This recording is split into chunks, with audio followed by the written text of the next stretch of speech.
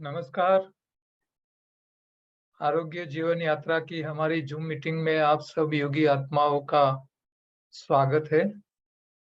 आवाज़ आ रही है? हाथ हिलाइए। जो वीडियो ऑन करके रखे हैं वो हाथ हिलाए तो पता चले मुझे आवाज़ आपकी। ओके। हफ्ते में 2 बार हम ज़ूम मीटिंग में मिलते हैं।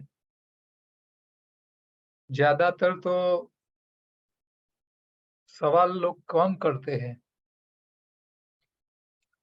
सुनने के लिए ही ज़्यादा लोग इकट्ठा होते हैं ऐसा मुझे लगता है।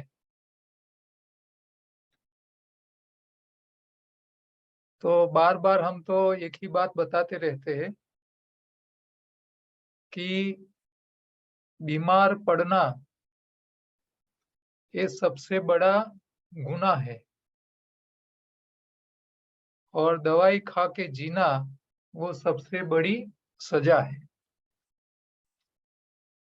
दुनिया में रहने वाले मनुष्य से ज़्यादा प्राणियाँ, पक्षी वो कभी नहीं खाने का इंतज़ाम करते हैं, नहीं फैमिली डॉक्टर रखते हैं। सब एक कछुआ होता है, तो वो भी पानी में रहता है 300-300, 400 साल। आवाज़ नहीं आ रही क्या?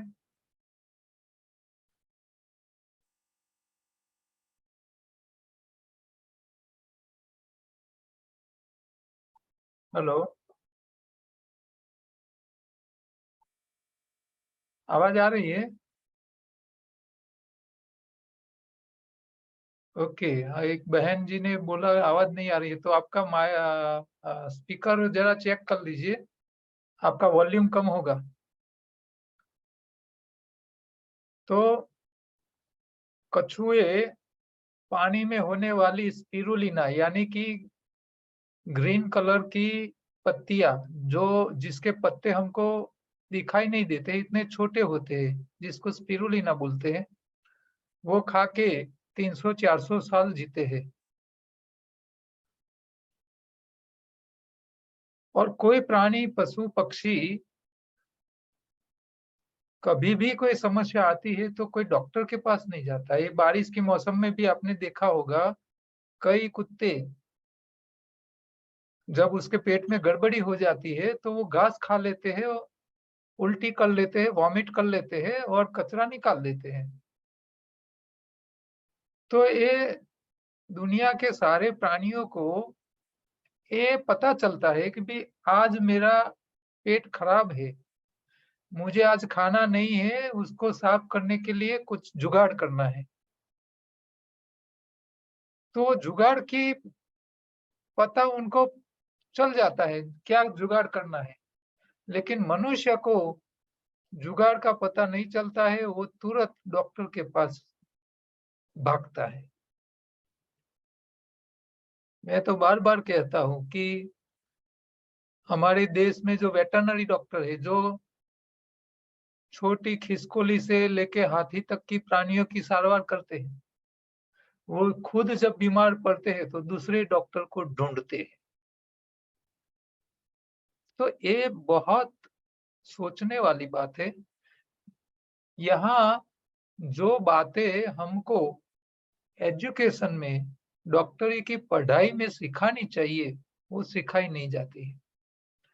तो हम यहाँ थोड़ा अ, योगाहार के बारे में मूल जो टॉपिक है, वो देख लेते हैं। बीमारी क्यों आती है? छोटी-सी बात है कि आप बिना चबाए खाते हैं, आपकी आंतों में मल इकट्ठा होने लगता है, कॉन्स्टिपेशन बनने लगता है और कॉन्स्टिपेशन ही ज़्यादातर बीमारी की जड़ है।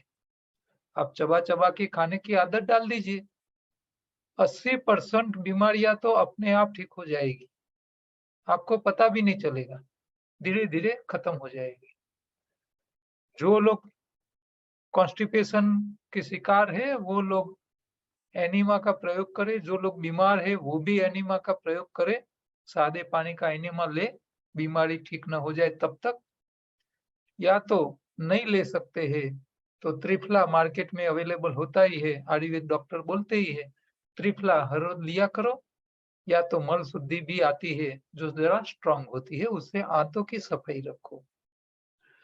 दूसरा आपका साफ क्या करना है आंतों के साथ साथ आपका खून।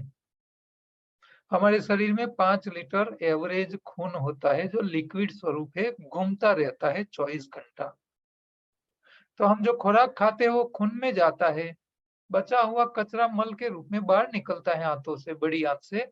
लेकिन जो खुराक खून में चला गया वो हमारे शरीर में शारीरिक श्रम में या तो शरीर की सिस्टम्स को मेंटेन करने के लिए मेंटेनेंस के तौर पे खर्च हो जाता है।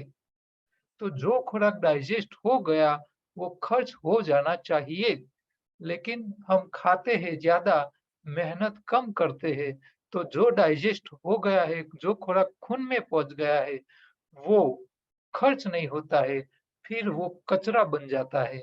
और वही कचरा दूसरा कारण है हमारी शरीर की बीमारी के लिए। वो खून में जो कचरा इकट्ठा होने लगता है वो खून के साथ घूमता है, और घूमता हुआ कचरा खून के साथ हमारे शरीर के एक एक ऑर्गन में जाता है।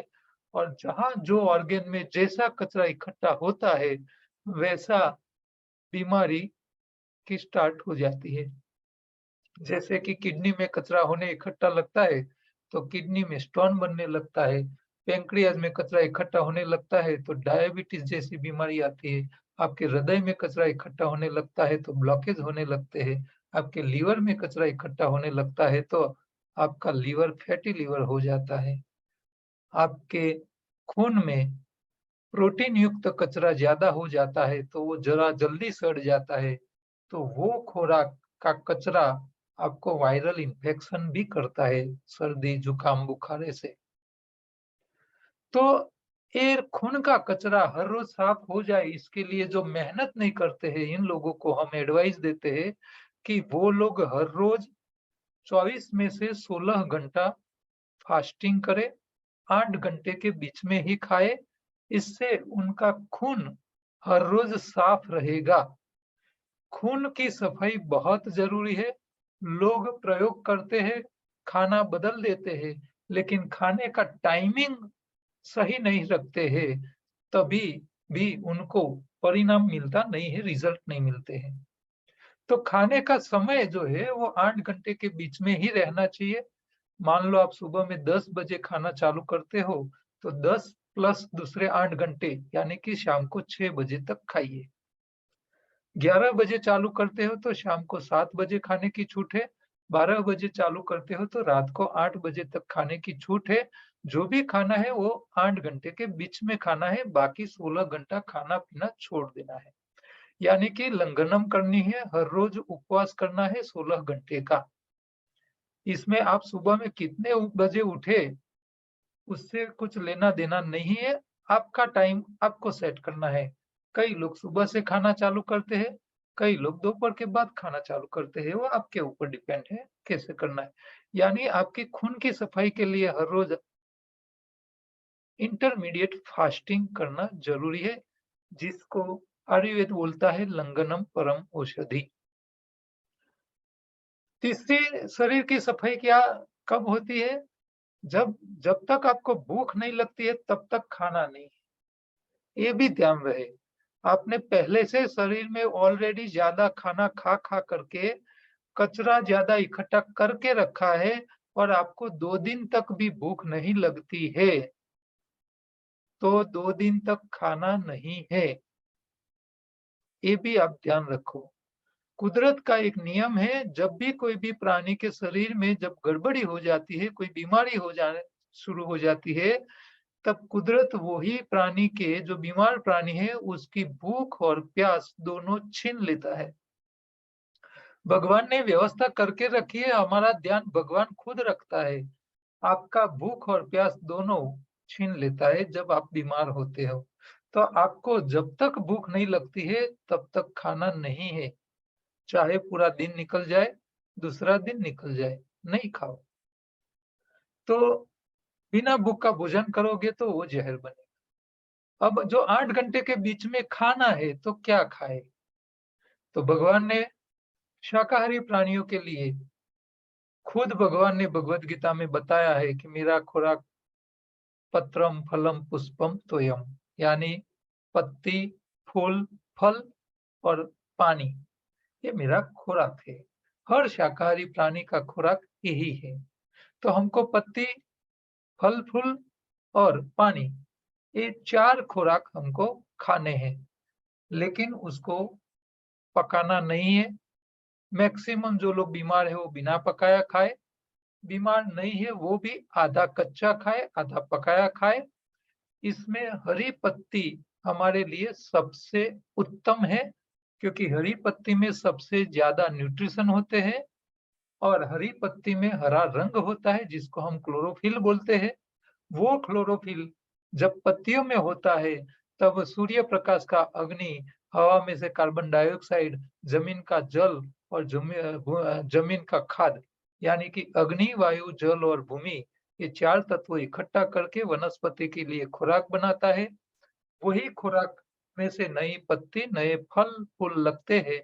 बड़ी साइज का फल आप लाओ तो जगह स्पेस रुकता है, तो आकाश तत्व हो गया।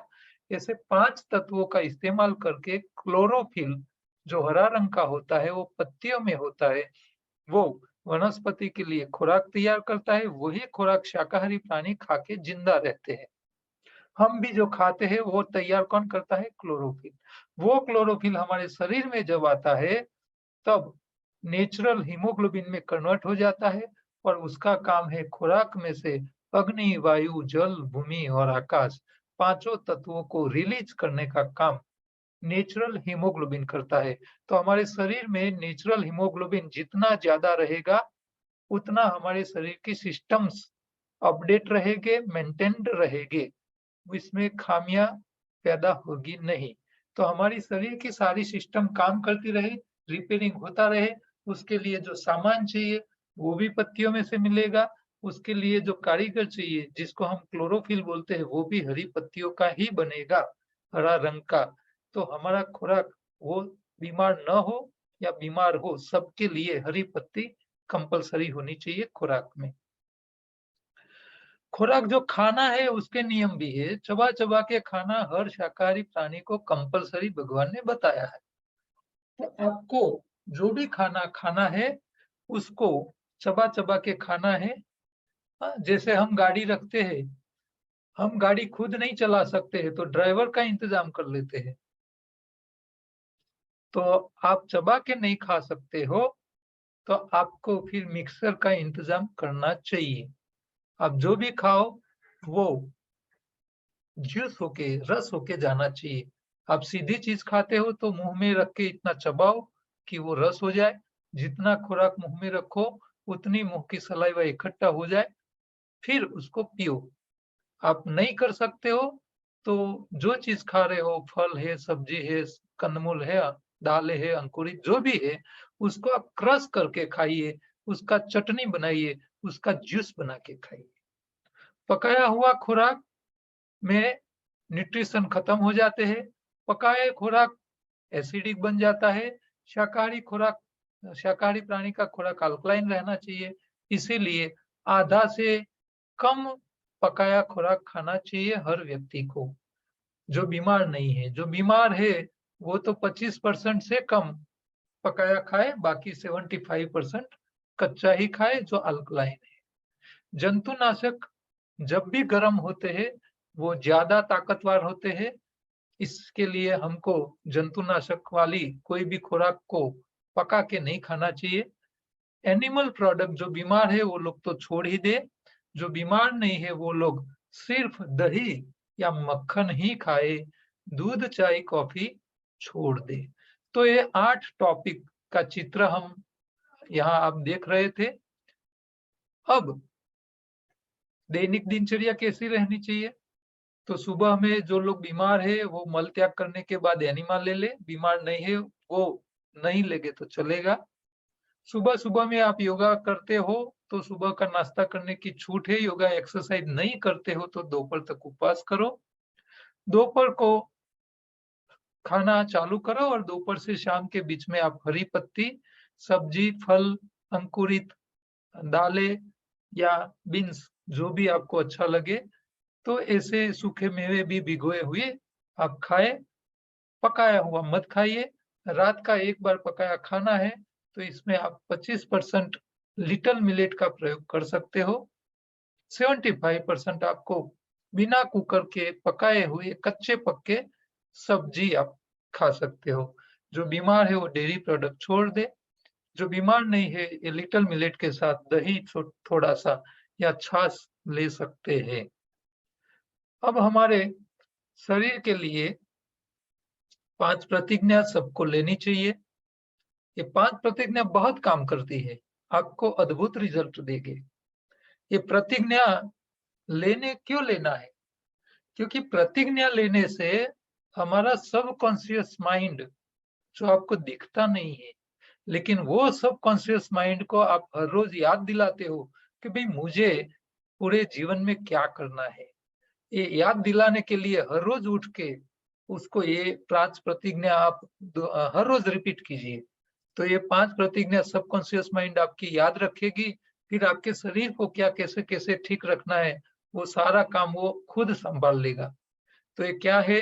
तो यदि सुबह में ये मैं योग नहीं करता हूँ, तो मैं सुबह से दोपहर तक उपवास करूँगा, पहली प्रतिज्ञा ये। दूसरी प्रतिज्ञा मैं योगाहारी बनूँगा, चबा-चबा के ही खाऊँगा, बिना भूख का भोजन नहीं खाऊँगा, बिना प्यास का पानी नहीं पीऊँगा और बीमारी में डेयरी प्रोडक्ट के सारे उत्पादन छोड़ दूँगा। तीसरी प्रतिज्ञा क्या लेनी है कि मैं हरी पत्ती हर रोज़, चाहे जूस के रूप में, चाहे चटनी के रूप में और 50% से ज़्यादा कच्चा यानी कि अल्कलाइन खुराक खाऊँगा, आधा से कम पकाया खाऊँगा। चौथी प्रतिज्ञा में मेरा वजन बढ़ा के धरती माता पे पैर नहीं रखूँगा और 5वीं प्रतिज्ञा मैं बीमार रह के या व्यसन करके मेरे परिवार या मेरे देश पे मैं बोझ रूप नहीं बनूँगा। ये 5 प्रतिज्ञा आप हर रोज़ लीजिए, तो आपका सबकॉन्शियस माइंड आपको व्यसन नहीं करने देंगे, आपका वज़न नहीं बढ़ने देंगे। आप जब खाने बैठोगे तो आपको याद दिलाएगा कि आपको हरी पत्ती हर रोज़ खानी है, आधा से ज़्यादा कच्चा खाना है और सुबह में योगा एक्सरसाइज नहीं करते हो, तो आपको एक टाइम का उपवास करना है और जो भी खाना है, उसको चबा-चबा के ही खाना है। ये आपका सबकॉन्शियस माइंड आपको हर रोज आप जब भी खाने बैठोगे तो ये सारी बातें रिमाइंड करेगा और आपको खुद निरोगी रखेगा।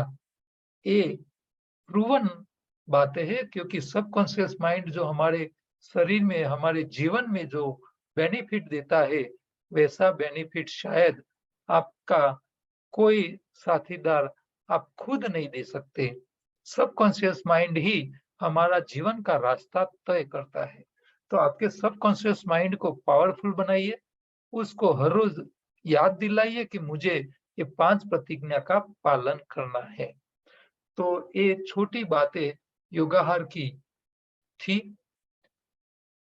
आप लोगों को ये हर बार मैं रिपीट करता हूँ, इसीलिए रिपीट करता हूँ कि इसके अलावा शरीर को ठीक रखने के लिए दूसरी कोई बातें मायने रखती नहीं है। आप इतनी बातें ध्यान रख के समझ लोगे, इसका अमल चालू करोगे, तो आपको आपके जीवन में कोई समस्या रहेगी नहीं, निरोगी जीवन जी पाओगे और आपके कुटुंब या आपके फैमिली और आप अपने देश पे बोझ रूप नहीं बनोगे। मैं तो कई बार बोलता हूँ कि ये सरकार को ऐसा नियम रखना चाहिए कि जो लोग निरोगी है, वो देश के ऊपर बोझ रूप नहीं है।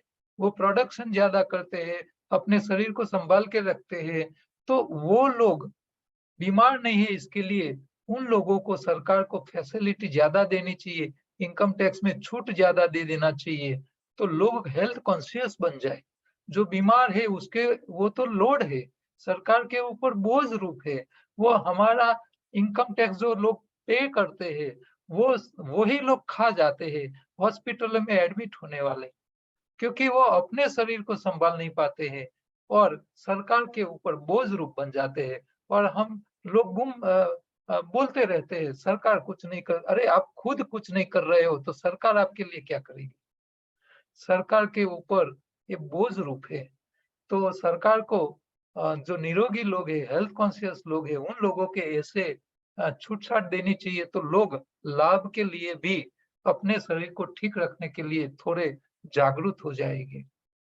तो ये अ, मैंने सुना था कि केरल या ऐसा स्टेट है हमारे देश में 3-4 साल पहले कि वहाँ फास्ट फूड पे ज़्यादा जीएसटी रखा था और ये फास्ट फूड जो है उसका आप स्पेलिंग देखोगे तो FAST FOOD फास्ट फूड, लेकिन वो फास्ट फूड है ही नहीं।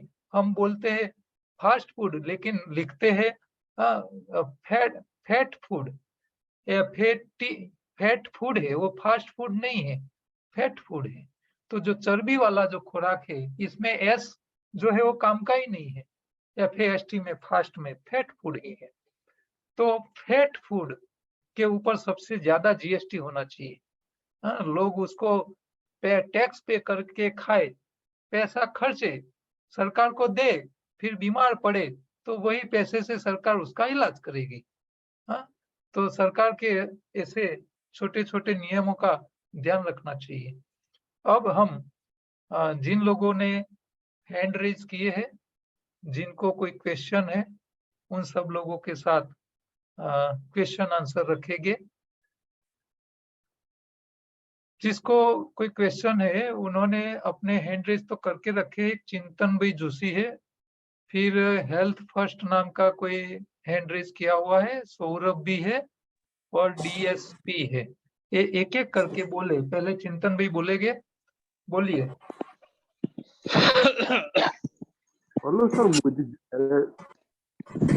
जी बोलो। एक हेलो मिनट सर। मैं पहले दूसरे सब लोगों को अनम्यूट कर लूं। हाँ, अब मैं आपको दोबारा अनम्यूट करता हूँ। चिंतन भाई आप बोलिए, फिर मैं दूसरे को अनम्यूट करूंगा। તમે અનમ્યુટ કરો, તમારું માઇક અનમ્યુટ કરો, અવાજ નથી આવતો ચિંતનભાઈ। हाँ जी सही है। बोलो। हेलो हाँ, सर, हेलो सर, मुझे पैरालिसिस की समस्या। Hello hello sir, hello sir, मुझे पैरालिसिस की समस्या है। पैरालिसिस हो गया है। हाँ अच्छा, देखिए पैरालिसिस के लिए आपको क्या करना है कि आपको पैरालिसिस तभी होता है जब आपके शरीर में जब स्ट्रोक आता है, बीपी बढ़ जाता है, हमारे मगज के जो खून की नलियां है इसमें पैरालिसिस के कारण ब्लॉकेज हो जाता है, वहां नलियां फट जाती है और जो मगज का जो इलाका है जहां जहां वहां गड्ढे हो जाते हैं खून के। तो ये सबको पिघाल के निकालना पड़ेगा। उसको निकालने के लिए आपको हृदय अमृत टॉनिक 3-4 बार 2-2 चम्मच पानी के साथ पिए। साथ साथ में जो खराब कोलेस्ट्रॉल है उसको कम करने के लिए अच्छा कोलेस्ट्रॉल बढ़ाना पड़ेगा। तो अलसी, कच्ची अलसी का तेल कोल्ड प्रेस होनी चाहिए, बिना गर्म किया हुआ, वो हमारे सेंटर पे भी उपलब्ध है। उसके 1-2 या 3 चम्मच आपको हर रोज लेने हैं। साथ साथ में आपके मगज के सेल के अंदर जहां कचरा इकट्ठा हो गया है वहां जो माइक्रो लेवल का कचरा है, देखो कचरे की साइज होती है। हमारे शरीर में खून में जो कचरा चर्बी का होता है वो तो नींबू से भी निकल जाता है, लेकिन जो सेल और टिश्यू के अंदर जो कचरा पहुंच गया है उसको वो माइक्रो लेवल का है। उसको तोड़ने के लिए जो फल के पीछे नाम में बेरी शब्द लगते हो, रासबेरी है, ब्लूबेरी है, गूसबेरी है, ऐसे ऐसे जो फल के पीछे बेरी शब्द लगते हो ऐसे फल वो माइक्रो क्लींजिंग करते हैं। तो आप कच्चे के साथ ऐसे बेरी नाम वाले फल ज्यादा खाया करें। ठीक है, पकाया खाना बंद कर लीजिए। गेहूं चावल जैसे अनाज को भी बंद कर लो, क्योंकि वो चर्बी, क्योंकि वो सबसे ज्यादा कार्बोहाइड्रेट्स वाले हैं और वो कार्बोहाइड्रेट्स हम खाना खाते हैं इस्तेमाल करते नहीं, वो मजूर के लिए है। तो इसकी जगह आप छोटे लिटिल मिलेट पका के एक टाइम खाया करो। बाकी हरी पत्ती सबसे ज्यादा खाओ, खट्टे फल ज्यादा खाइए।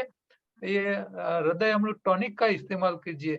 अलसी, कच्ची अलसी या तिल का तेल, कच्चा तिल का तेल गरम किया नहीं हो ऐसा, वो आप प्रयोग में लीजिए। धीरे धीरे करके आपके ब्लॉकेज खुल जाएंगे, नसें खुली हो जाएगी, फिर आपके पैरालिसिस में फायदा हो जाएगा। विटामिन की कमियां न रहे इसके लिए लिटिल मिलेट जब भी आप खाए तो जब खाना है उससे पहले 4-5 घंटे पहले उसको पका के रखिए, फिर आप उसके अंदर ठंडा होने के बाद एक आध चम्मच दही डाल के मिक्स करके फिर ठंडा ठंडा उसको खाइए। तो इससे विटामिन की कमियां कुछ है तो वो भी आपकी ठीक हो जाएगी। तो इतना करने से आपको धीरे धीरे लाभ हो जाएगा, आपके पैरालिसिस में से बाहर आ जाएंगे। साथ साथ में आप प्राणायाम भी कीजिए, कपालभाति और अनुलोम विलोम प्राणायाम। वो प्राणायाम जितना डीप ब्रीदिंग ज्यादा करोगे उतना भी आपको फायदा ज्यादा रहेगा। ठीक है, तो ये सब आप ଆଜ୍ଞା अहमदाबाद या गांधीनगर में है तो नजदीक हो तो एक बार पर्सनली भी आ सकते हो हमारे सेंटर पे। मैं अहमदाबाद के सेंटर पे हर रोज 4 से 6 मंगल और गुरु के दिन को छोड़ के, जो दिन हमारी जूम मीटिंग होती है उस दिन मैं अहमदाबाद नहीं मिलता हूँ। तो नजदीक है जो लोग, वो लोग पर्सनली आ सकते हैं। ठीक है। अच्छा, दूसरा भाई है हेल्थ फर्स्ट वाले, डीएसपी वाले अदिति पटेल, बोलिए। अपने मोबाइल हेलो ऑन कीजिए वीडियो और बोलिए। हाँ बोलो हेलो जी, बोलो, आवाज આવે છે આવે છે ને? जी। હા, એટલે જરા મારો છે ને કુછ ક્વેશ્ચન છે મને. કેટલાય વર્ષોથી શરીરમાં ગરમી રહે છે, વાયુ કફ પીટ અને આમ થઈ જાય છે ડિસ્ટર્બ, અને ફરી લેસિક છે ને કુછ સર્જરી ફ્લોપ થઈ છે, અને જોઈએ એવું છે ને કુછ આપણે વિઝન નથી આવ્યું. કેટ્રેક આવી ગયો, પણ કેટ્રેકમાં પણ છે ને કુછ ડોક્ટરના હાથે ટેસ્ટ કર્યો નહીં, વિધાઉટ ટેસ્ટ વગર, અને મને છે ને જોઈએ એવું વિઝન નથી આવ્યું. ફ્લેશ અને ફ્લોટરની શિકાયત છે. હમણાંથી છે ને કુછ શરદી કાપ ઉધરસ અને તાવ પણ આવી ગયો, અને તમને સાંધાઓ ઘણી પર બધી ખટખટ સમસ્યાઓ ખટખટ છે, અવાજ આવે. તમને ઘણી બધી સમસ્યાઓ છે, તમારું વજન બી વધારે દેખાય છે, તો તમે તો 1-2 દિવસ તો તમે ફક્ત ઉપવાસ ઉપર રહો। हाँ, तरस અચ્છા लागे तो पानी पीवानुं, न लागे तो पानी भी नहीं पीवो। एनिमा लेता રહેશો तो पानी मागશે જ નહીં શરીર। એટલે ઉપવાસ અચ્છા ઉપર રહો, પહેલા તો શરીરનો શક્ય એટલો કચરો કાઢી દો અને પેટ સાફ કરવા માટે મલશુદ્ધિ પાવડર અથવા ગોળીનો ઉપયોગ કરો અને એનિમા લઈ આંતરડાની સફાઈ કરો। 1-2 દિવસ જેટલું ઓછું ખાશો એટલી તમને પહેલી તો શરૂઆતમાં રાહત થઈ જશે। પછી તમારે 1 અઠવાડિયું 10 કે 15 દિવસ સુધી ફક્ત જ્યુસ ઉપર રહો। પાંદડા, કયો ફળનું, જ્યુસ લેવાનો? લીલા પાંદડાના સાથે ફણગાયેલા કઠોળ અથવા કંદમૂળ, ગાજર છે, બીટ છે કે કોઈ બી શાકભાજી તમે મિક્સ કરી શકો, ફળફળાદી લઈ શકો જ્યુસ સાથે। તો રસાહાર ઉપર રહો। 15 દિવસ તમે રસાહાર ઉપર રહેશો તો ધીરે ધીરે તમારું વજન ઘટશે અને આ રસાહાર કરવાનો ટાઈમિંગ જે છે 8 કલાકની વચ્ચે રાખવો, 10 થી 6 અથવા તો 12 થી 8 ની વચ્ચે। પછી તમારે ખાવા પીવાનું નથી, આ ધ્યાન રાખજો। અને આવું કરશો તો તમને ધીરે ધીરે 15 દિવસમાં ઘણો બધો બેનિફિટ મળશે। બેનિફિટ તમને દેખાય તો આપણી આ સિસ્ટમ ચાલુ રાખવાની અને પછી જરૂર પડે તો અમને કન્સલ્ટન્સી માટે ફોન યા તો વોટ્સએપ કરજો। આવો છે પ્રોબ્લેમ જો. હા, એ બધું એ તમારી જીભ ઉપર જે ચિકાસ દેખાય છે એ બધી એ તમારી ક્લીન ના થઈ જાય જીભ ત્યાં સુધી ઉપવાસ રાખો। 1-2 દિવસ ખાશો પીશો નહીં એટલે ઓટોમેટિક શરીર ચોખ્ખું થશે। ભગવાને વ્યવસ્થા કરી છે કે જ્યારે જઠરને ખોરાક ના આપીએ ત્યારે જઠર આપણા રોગ ખાઈ જાય અને જો ખોરાક આપતા રહો તો રોગ વધતા જાય। એટલે આ અચ્છા, તો કુદરતનો જમવામાં શું ધ્યાન રાખવાનું વડીલ? કશું ખાવાનું જ નહીં, રસાહાર જ કરવાનો, જ્યુસ સિવાય કઈ પીવાનું રસાહારમાં નહીં। રસાહારમાં પાંદડા, પણ છે ને કોઈ ચોમાસું છે અત્યારે, તો છે ને કહું લીલા પાંદડા ભાજી તાજા ન મળી શકે, ખરાબ મળતા હોય તો અમારા ત્યાં લીલા પાનના પાવડરો આવે છે, ગ્રીન પાવડરો મિક્સ કરેલા તૈયાર, એ જ્યુસ કોઈ બી ફળફળાદીના જ્યુસ સાથે અંદર એમાં નાખી અને એના ઉપર રહો। બરાબર, અચ્છા, તો કેટલા વાગે લેવાનું?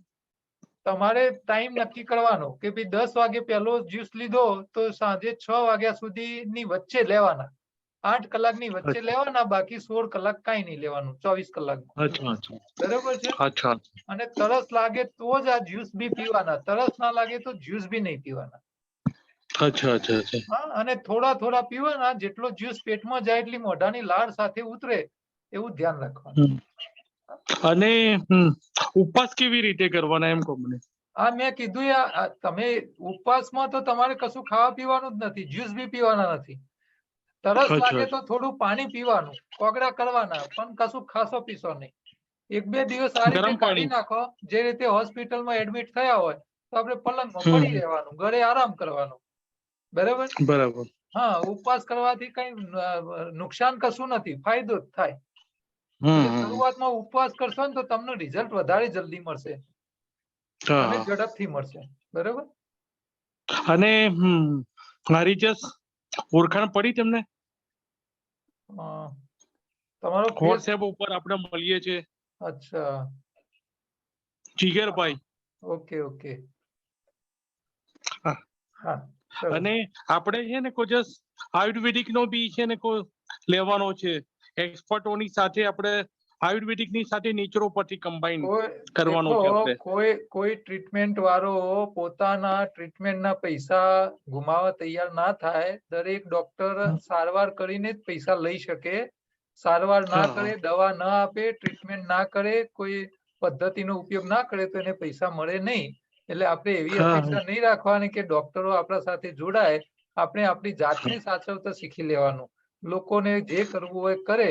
આપણે શું ખાવું એ આપણે નક્કી કરવાનું. ક્યારે ખાવું, કેટલું ખાવું, કઈ રીતે ખાવું એ આપણે સમજીને આપણું જીવન સુધારવાનું. લોકોની ચિંતા કરવાની નહીં. જેના નસીબમાં હશે એ લોકો આપણી પ્રથાના વાતો સાંભળી અને પોતે પ્રયોગ કરીને પોતાનું જીવન સુધારશે. બાકી આખી દુનિયાને બદલવાનો આપણે બહુ પ્રયાસ કરવાની જરૂર નથી. આપણું કામ કરતા રહેવું. બરોબર છે. અચ્છા, તો રાજેશભાઈ જરા મારે તમને પર્સનલી મળવું હોય તો કેટલા વાગે હા, હું મળો એમ કહો. અમદાવાદ 4 થી 6 રોજ હોઉં છું, મંગળ ગુરુ સિવાય. બરોબર. અને ગાંધીનગર રહેવાનું છે તમારે આમ પ્રોપર? નહીં, હું અમદાવાદ જ વધારે મળી શકું, કારણ કે ગાંધીનગર મારે દિવસમાં બીજા બધા કામ હોય એટલે હું ગાંધીનગર મળતો નથી. અમદાવાદ વધારે સારી રીતે મળવું હોય તો મંગળ ગુરુ સિવાય અમદાવાદ આવી જવાનું, શાહીબાગ સેન્ટર ઉપર. ઓકે. હા, તો જરા મારું અને મારા એક હા, રૂબરૂ અંકલ આવી નું જજો, કરી કઈ આપો ને વાંધો જરા. હા. અંકલ નહીં હે ને કોઈ જસ્ટ પેલું પલ્સ આવે છે કેન્સર નું કરું ને કઈ વાંધો પ્રોસ્ટેટ. નહીં, એ આવી શકતા હોય તો એમનું બી લઈ આવજો, કાં તો એમના ઘરના વ્યક્તિને લઈ આવજો. ચાલો, હવે બીજા બે છે હેલ્થ ફર્સ્ટ વાળા. અદિતિ પટેલ, આપણી પાસે હવે 2.5 મિનિટ છે, જરા ઝડપથી બોલીશું. हाँ, नमस्कार जी। જી બોલો. मैं 4 साल से एनडीएस जो है इस्तेमाल कर रहा हूँ। कोई दिक्कत नहीं है, लेकिन 4 साल में जो है ये देखा, एनीमा मैं रोज लेता हूँ। एनीमा के बिना जो है वो जो है कचरा निकलता नहीं। हो, सही बात है। उसमें क्या होता है, देखिए कि नेचुरल टॉयलेट जब होता है ना, तो हमारा जो मल निकलने का जो जगह है, जो रेक्टम बोलते हैं, बड़ी आंत का पूंछ वाला भाग, वहां जो इकट्ठा हुआ है वो निकल जाता है, नेचुरल जब निकलता है। अब जब हम एनिमा लेते हैं तो रेक्टम से आगे वाला जो भाग हिस्सा है आंत का, बड़ी आंत का, वहां तक का मल निकल जाता है। तो दूसरे दिन क्या होता है कि जो आंतों में मल आगे आता है वो रेक्टम तक पहुंचता ही नहीं है, इसीलिए आपको नेचुरल प्रेशर नहीं आता है। तो उसकी चिंता मत कीजिए, आपको एनिमा छोड़ दीजिए। 2-3 दिन आप एनिमा नहीं लोगे तो फिर नेचुरल कॉल आना चालू हो जाएगा अपने आप। लेकिन जब तक आपको नेचुरल कॉल नहीं आएगा, आपको मन में थोड़ा रहेगा कि यार टॉयलेट नहीं हुआ है, पेट साफ नहीं हुआ है। फिर आप 2-3 घंटा टॉयलेट नहीं होगा तो आप फिर दोबारा एनिमा ले लोगे। तो ये हमारी, और एनिमा लेके सफाई करना कोई गलत नहीं है। हम हर रोज ब्रश करके अपने दांत को साफ रखते हैं, तो आपके आंतों की रेक्टम के हिस्से को एनिमा लेके साफ रखना कोई गलत बात नहीं है। हर रोज लेते रहिए, हम भी हर रोज लेते हैं, कोई चिंता मत कीजिए। हाँ, वो एक और बताइएगा कि किसी हमारे सज्जन के मुंह में छाले हैं। जब छाले पड़े तो इसका मतलब मुंह आपके में पेट में गैस बनने लगा है, तो पेट में गैस कम करने के लिए आप चुटकी भर हींग लेके पानी के साथ पी लीजिए, किसी हमारे सज्जन के, तो गैस कम हो जाएगी और छाले भी ठीक हो जाएगी। दोबारा बताइए प्लीज जरा, क्या करना है? चुटकी हींग लेके पानी के साथ उसको पी लेना है। आपकी स्टमक में जब गैस बनती है तभी मुंह में छाले बनते हैं, बिना गैस मुंह में छाले नहीं होते।